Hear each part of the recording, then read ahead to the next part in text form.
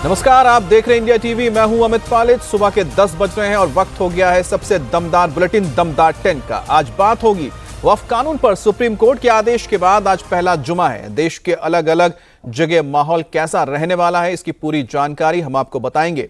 मुर्शिदाबाद दौरे पर जा रहे गवर्नर ने क्यों ठुकराया ममता बनर्जी का अनुरोध, और मालदा ब्लास्ट का मास्टरमाइंड कौन है, डिटेल में आपको बताएंगे। तेजस्वी के लीड रोल में का क्या कामयाब होगा, और साथ ही महागठबंधन का कोऑर्डिनेशन क्या रहने वाला है। बिहार के चुनाव पर क्या होगी रणनीति, पूरी जानकारी आपको देंगे। दिल्ली के सीलमपुर में हुई सनसनीखेज वारदात को किसने अंजाम दिया, यह भी आपको बताएंगे। और अमेरिका में पकड़ा गया पंजाब का मोस्ट वांटेड आतंकवादी कौन है, 50 करोड़ के डॉग की कहानी क्या है, इसकी भी जानकारी आपको हम देने जा रहे हैं। लेकिन शुरुआत हम करेंगे आज की सबसे बड़ी खबर के साथ। सबसे पहले बात करते हैं दिल्ली के सीलमपुर की, जहां पर टेंशन इस वक्त बरकरार है। सीलमपुर में 17 साल के कुणाल की बेरहमी से हत्या कर दी गई। हत्या का आरोप मुस्लिम लड़के साहिल और उसकी बहन पर लगा है, जिसके बाद सीलमपुर में भारी तनाव है। इलाके में बड़ी तादाद में पुलिस बल की तैनाती कर दी गई है। बताया तो जा रहा है कि कल शाम करीब 7 बजे नकाबपोश बदमाशों ने चाकू से गोद कर कुणाल की बेरहमी से हत्या कर दी और वारदात के बाद मौके से फरार हो गए। अब जिस जगह पर कुणाल की हत्या की गई वो उसके घर से सिर्फ और सिर्फ 100 मीटर की दूरी पर है। कुणाल के परिवार का कहना है कि वो शाम को दूध लाने के लिए घर से निकला था, लेकिन रास्ते में बदमाशों ने उसे घेर लिया और घेर कर उसके ऊपर चाकुओं से वार करना शुरू कर दिया और उसे मौत के घाट उतार दिया। पीड़ित परिवार का कहना है कि मुस्लिम लड़के साहिल और उसकी बहन ने मिलकर कुणाल की हत्या की। अब कुणाल की हत्या के बाद से इलाके में तनाव है। बड़ी तादाद में पुलिस बल तैनात किया गया ताकि लोग सुरक्षित महसूस करें और किसी भी तरह की कोई अप्रिय घटना ना हो। दिल्ली में कल शाम को एक युवक को ताबड़तोड़ चाकू मारकर उसकी हत्या कर दी गई है। ये घटना दिल्ली के सीलमपुर इलाके की है। कल शाम की घटना बताई जा रही है, जब 17 साल का युवक कुणाल घर से दूध लेने के लिए निकला था। 100 मीटर की दूरी पर ही उस पर 4 लोगों ने हमला कर दिया और ताबड़तोड़ उस पर चाकू चलाए। 7 बजे की ये घटना है। 7:30 बजे परिवार वालों को जानकारी मिलती है। जब परिवार वाले मौके पर पहुंचते हैं तो कुणाल खून से लथपथ होता है। उसे अस्पताल पहुंचाया जाता है, जहां ये पता चलता है कि उसकी जान चली गई है। 4 लोग जो कि नकाबपोश थे उसको घेर करके उस पर ताबड़तोड़ चाकू से वार करते हैं, ये भी बताया जा रहा है। उनमें एक लड़की भी शामिल है। पुलिस का ये कहना है कि आपसी रंजिश है, जिसके बाद जब कुणाल की जान चली जाती है तो इलाके के लोगों में, उसके परिवार वालों में काफी आक्रोश है, जिसके बाद कल देर रात तक के उन्होंने अपना आक्रोश व्यक्त किया। काफी देर रात तक के यहाँ पर हंगामा रहा, प्रदर्शन जैसा माहौल बना रहा, जिसके बाद यहाँ पर अर्ध सैनिक बल के साथ साथ दिल्ली पुलिस तैनात कर दी गई है। इलाके को जहाँ पर ये घटना हुई है टेप लगा करके, ये देखिए यहाँ पर टेप लगा करके कॉर्डन ऑफ कर दिया गया है। पुलिस का कहना है कि आपसी रंजिश है, पुलिस आरोपियों की तलाश में है, पर परिवार वालों का कहना है कि उसमें एक साहिल नाम का शख्स भी है और इस साहिल नाम के शख्स का शामिल होना बता रही है पुलिस। चारों आरोपियों की फिलहाल तलाश कर रही है। वहीं मौके पर सुरक्षा बल बढ़ा दी गई है। और 17 साल के कुणाल की हत्या के बाद इलाके में तनाव है और पीड़ित परिवार दहशत में है। कुणाल की मां का तो आरोप है कि साहिल और उसकी बहन ने मिलकर कुणाल की हत्या की है, इसीलिए वो दोनों पर बुलडोजर एक्शन की मांग कर रही है। ये नीम वाली मस्जिद में रहते हैं। लड़की एक दस्तन है, वो लड़की उन लड़कों के साथ रहती है, बदमाशी करती है। कौन है ये लड़का? जिक्रा अभी जेल काट के आई 1 हफ्ता। उसके पास तमंचा निकला था, पुलिस ने उठा लिया था उसे दिकरा के भाई ने और दिकरा ने मिलकर साथियों के साथ हमला करवाया है। तो ये लोग सबको धमकियां दे के जाते हैं कि यहाँ से घर बेको चले जाओ, यहाँ से नहीं घर खाली कर दो, और न ऐसे बच्चों को मारते रहेंगे, तुम्हारे हिंदुस्तान को पाकिस्तान बनाएंगे, तुम्हारे घर हम खा रहेंगे सबके, तुम लिख लो बेच कर, और नहीं तुम्हारे बच्चों को इस तरीके से मारते रहेंगे हम। और कुणाल की हत्या के बाद जहां पीड़ित परिवार दहशत में है तो आसपास के लोगों में गुस्सा भी है। उनका कहना है कि आरोपी साहिल पहले भी कई बार हिंदुओं को घर खाली करने की धमकी दे चुका है। ऐसे में लोग अब आरोपियों के एनकाउंटर की मांग कर रहे हैं। मुसलमान है, तीसरी गली में रहते हैं, नीम वाली मस्जिद में। पीछे 6 मर्डर कर चुके हैं 11 के बच्चों के, और हर बार में ये कह के जाते हैं, वो ही कर रहे हैं कि आज हम ऐसा कर देंगे, कल हम ऐसा कर देंगे। तो हम कब तक ऐसे बच्चों के लिए बर्दाश्त? हमारे को ये कह रहे हैं यहाँ से खाली कर दो, या तो ये बेचे हम रहेंगे सारे, आप भागो यहाँ से, हम यहाँ पे ये पाकिस्तान बनाएंगे। इनकाउंटर चाहिए कि बहुत बार हो चुका, कई माँ के लाल चले गए, हम नहीं चाहते किसी के लाल जाए, अब बहुत हो गया, अब इनकाउंटर या फांसी उसकी। अब वो ये साहिल बता रहे हैं, एक साहिल बता रहे हैं, और उसकी बहन है, उसका नाम है इकरा, उसकी बहन है, बाकी और भी लोग थे उसके साथ, ये नहीं है कि मतलब 2 ही लोग थे, और भी लोग थे, करीबन 7 लोग मान लो, 7 से 8 लोग मान लो, क्योंकि एक बच्चे को 50 चाकू मारना तो एक का तो काम हो नहीं सकता। दरअसल राजधानी दिल्ली के जिस इलाके में हत्या की वारदात हुई वो पूर्वी दिल्ली का हिस्सा है और ये मुस्लिम बहुल इलाका है। यहाँ 50% से ज्यादा मुस्लिम आबादी रहती है। कुणाल की हत्या के बाद हिंदुओं के घरों पर पलायन के पोस्टर लगे हैं। राजधानी दिल्ली में पहली बार ऐसा हुआ है कि जब पर्चा लगाकर प्रधानमंत्री मोदी से लोग हस्तक्षेप की मांग कर रहे हैं। कल रात को 17 साल की कुणाल को बेरहमी से ताबड़तोड़ चाकू मार करके उसकी हत्या कर दी जाती है, जिसके बाद इलाके के लोगों में आक्रोश है, दुख है, डर है, जिसके बाद इलाके के लोगों ने अपने घरों के बाहर देखिए इस तरह से हाथ से लिखे हुए पैम्पलेट लगा लिए हैं जिसमें लिखा है हिंदू पलायन कर रहा है, मदद करिए योगी जी। और आगे भी आपको घर दिखाएंगे, कई ऐसे घर हैं जहां पर ये लगा हुआ है कि हिंदू पलायन कर रहा है और हिंदू पलायन कर रहा है, उन्हें पलायन करने से रोका जाए मोदी जी, ये दरखास्त कर रहे हैं इन सभी हाथ से लिखे हुए पर्चियों पर। ये देखिए यहाँ पर लिखा हुआ है और सभी घरों में लिखा हुआ है, यहाँ पर बारी बारी से सभी घरों पर ये लिखा हुआ है कि हिंदू पलायन कर रहा है, पलायन करने को मजबूर है और मोदी जी और योगी जी से मदद की गुहार लगा रहे हैं। मुख्यमंत्री रेखा गुप्ता जी से मदद की गुहार लगा रहे हैं। ये जी हम जी अब कब तक मरेंगे जी, कोई मदद नहीं करता, तब प्रशासन हमारी हेल्प नहीं करता, ना कोई नेता आता हमारी मदद के लिए जी। क्या कर रहे हैं आंटी आप लोग, अपने घर पे क्यों लगा रहे हैं? जी डर है, खतरा है हमें, जब मर्जी मार देते हैं, जब मर्जी मार के चले जाते हैं, कोई सुनता ही नहीं हमारी। अब तक कितनी ऐसी घटनाएं हो चुकी? कई घटना हो गई, 5-6 घटना हो गई, 5-6 घटना हो गई जी। आप लोग ये क्यों पोस्टर्स यहाँ पे लगा रहे हैं? मैम वही है कि प्लान कर रहे हैं, अब जान को खतरा है, बच्चों को भी खतरा है, सभी को खतरा है इसमें, तो इसलिए अपनी जान बचाने के लिए प्लान करना पड़ेगा। छोड़ रहे हैं आप लोग ये इलाका? मैम छोड़ना पड़ेगा, बच्चों की जान बचानी है तो खैर हमारा टाइम तो कट गया, अपने बच्चों का टाइम भी तो काटना है ना, उनका फ्यूचर भी देखना आगे। पहले भी कई लोग छोड़ के गए हैं क्या? मैम कम से कम 10 घर बिक चुके हैं अभी तक, हमारी समाज के और हमारी गली के अंदर 10 घर बिक चुके हैं अभी तक। मैडम मजबूरी है जी, यहाँ पे गुंडागर्दी चल रही है और यहाँ मर्डर हो रहे हैं, आए दिन मर्डर हो जाता है, जब मर्जी कोई बोल नहीं सकता इनके आगे, जैसा माहौल है यहाँ का, इसलिए मजबूरी में हम लोग प्लान करने को मजबूर हैं। 1 मिनट में चाकू ने कौन कर रहे, कौन ये मुस्लिम लोग हैं जी। पीछे गली में केवी लोग में रहते हैं, वो सारे जितने भी हैं तार का काम करते हैं, करोड़पति हैं, एक जना मतलब 5-5 करोड़ की डील करता है, तो उनको किसी चीज का कोई प्रशासन का भी खौफ नहीं है, वो जब मर्जी जो उनको करना होता है वो करके चले जाते हैं। डर का माहौल है, खौफ है लोगों में, पहले भी कई लोग ये इलाका छोड़ चुके हैं।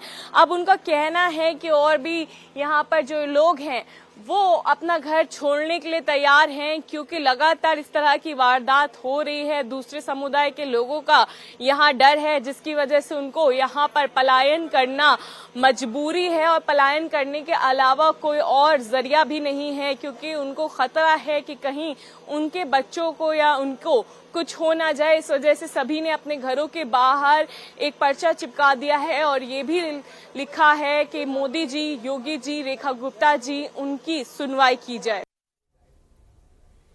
और इस वक्त हमारे साथ इला काजमी जुड़ गई हैं सीधे सीलमपुर से।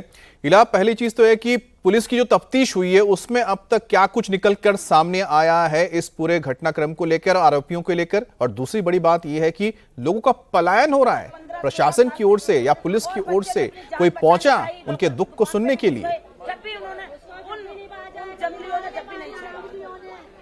अमित, मैं आपको बता दूं, ये पूरी जो वारदात हुई है कल शाम को बेरहमी से कुणाल नाम के 17 साल के बच्चे पर ताबड़तोड़ चाकुओं से वार किया गया, जिसमें उसकी जान तक चली गई है। इसमें 4 लोग, जो 4 आरोपी हैं, वो बताए जा रहे हैं, जो कि नकाबपोश थे, जिसमें से एक की पहचान परिवार वालों ने कर ली है, जिसका नाम साहिल बताया जा रहा है। लेकिन चारों के चारों अभी तक फिलहाल अभी आरोपी फरार चल रहे, किसी को भी नहीं पकड़ा गया है। और इसी वजह से आक्रोश देखिए आप लोग, परिजनों का, परिवार वालों का यहाँ पर जो आक्रोश है वो साफ नजर आ रहा है। गुस्सा है, अभी लोगों में दुख है और उनको पलायन करने पे ये कहा जा रहा है कि मजबूर किया जा रहा है, क्योंकि ये पहला अपराध नहीं है, अक्सर यहाँ पर अपराध होते हैं। अब मांग कर रहे हैं वो लोग कि मुख्यमंत्री यहाँ पर आए, पुलिस प्रशासन आए, कोई यहाँ पहुंचा? यहाँ पर दलित, यहाँ पर आपकी बात सुनने कोई पहुंचा? कोई नहीं आया। यहाँ पर दलित यहाँ पर सुरक्षित नहीं है, दिल्ली के अंदर दलित सुरक्षित नहीं है।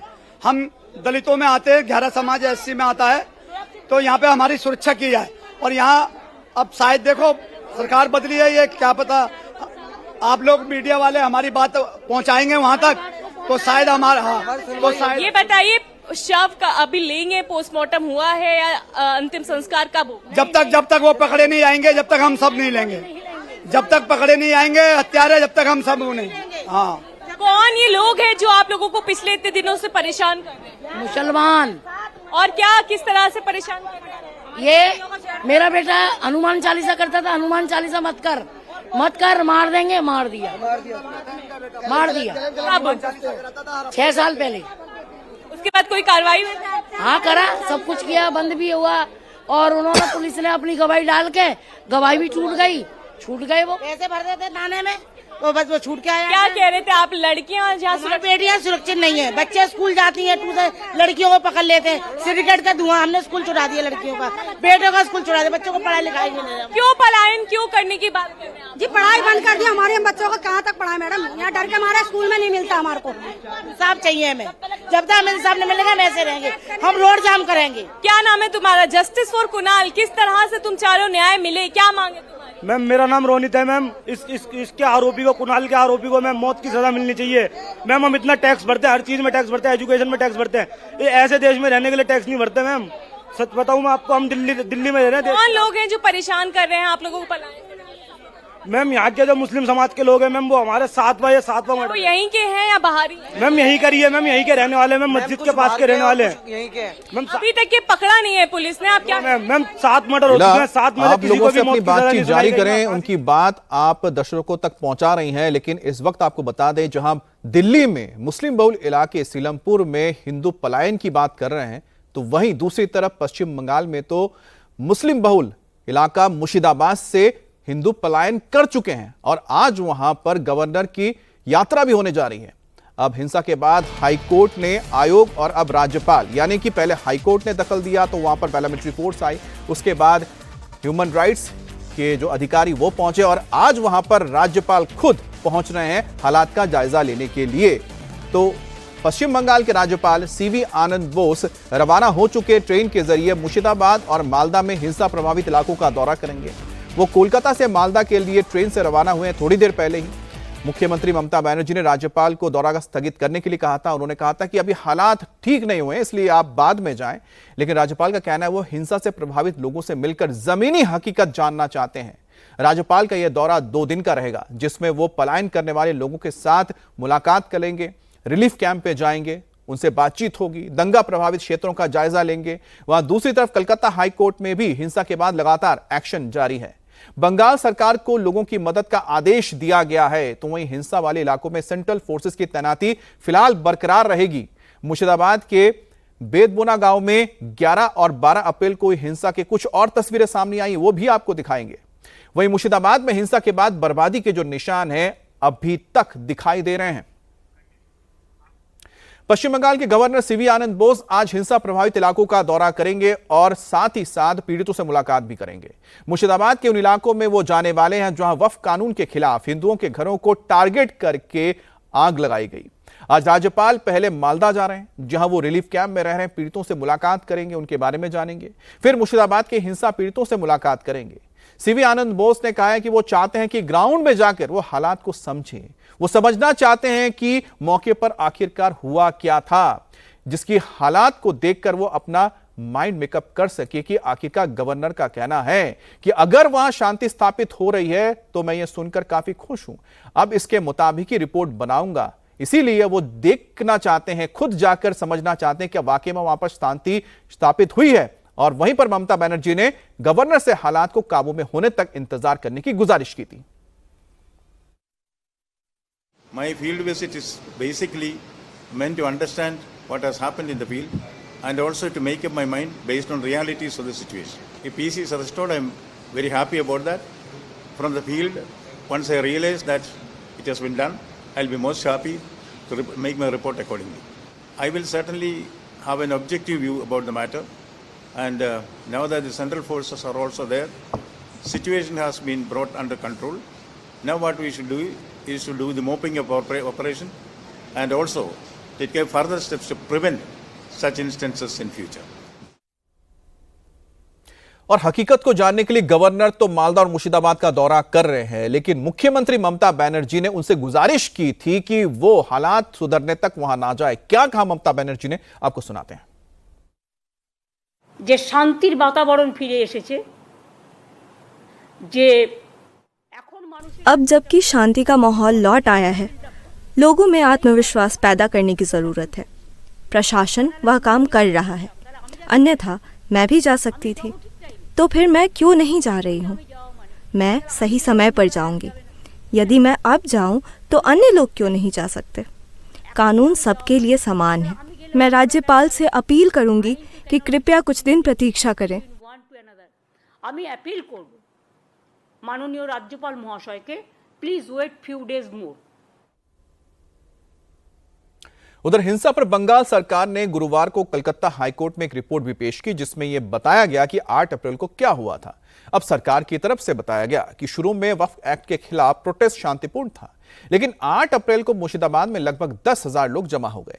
इनमें से कुछ लोग लोहे की रॉड और दूसरे घातक हथियार लेकर आए थे। उनका इरादा पुलिस वालों को मारने का था। अब सरकार ने बताया कि दंगाइयों की भीड़ में से कुछ लोगों ने एक पुलिस ऑफिसर से लोडेड पिस्टल तक छीन ली, जिसमें 10 राउंड गोलियां भरी थी। पुलिस ने पहले हवा में फायरिंग की, अतिरिक्त बल बुलाया गया, लेकिन जब दंगाई पीछे नहीं हटे तो पुलिस ने फोर्स का इस्तेमाल किया। रिपोर्ट में कहा गया है कि पुलिस ने 142 राउंड रबर बुलेट चलाए, 10 राउंड आंसू गैस के गोले दागे, 40 राउंड स्टंट शेल और 9 राउंड स्मोक बम का इस्तेमाल किया गया। अब ममता सरकार ने यह भी कहा है कि मुर्शिदाबाद में अब हालात कंट्रोल में हैं और पलायन करने वाले परिवार अपने घर वापस लौट रहे हैं। और वक्फ संशोधन कानून के खिलाफ बंगाल में हुई हिंसा की कुछ नई तस्वीरें भी सामने आई हैं। प्रोटेस्ट के दौरान हिंदुओं के गांव और घरों को टारगेट करने के लिए निकली भीड़ ने किस तरह से वहां पर हमला किया, उसकी तस्वीर आप देख रहे हैं। इसमें कई लड़के शामिल थे जो नाबालिग हैं और जो हाथ में लाठी डंडे लेकर अटैक करने पहुंचे थे। हिंदुओं के गांव पर हमले के दौरान जिसे जो मिला उसने लूट लिया। घरों में आग लगा दी, उनके सामान को लूटा गया, कीमती सामान लूट लिए, मवेशियों लूट कर ले गए। कुछ लोग तो छत पे चढ़ गए, मंदिर के छत पे चढ़कर मंदिर को तोड़ना शुरू कर दिया। हाथों में देखिए जिसको जो मिला लेके जा रहा है, किसी के हाथ में बकरी है, किसी के हाथ में गाय है।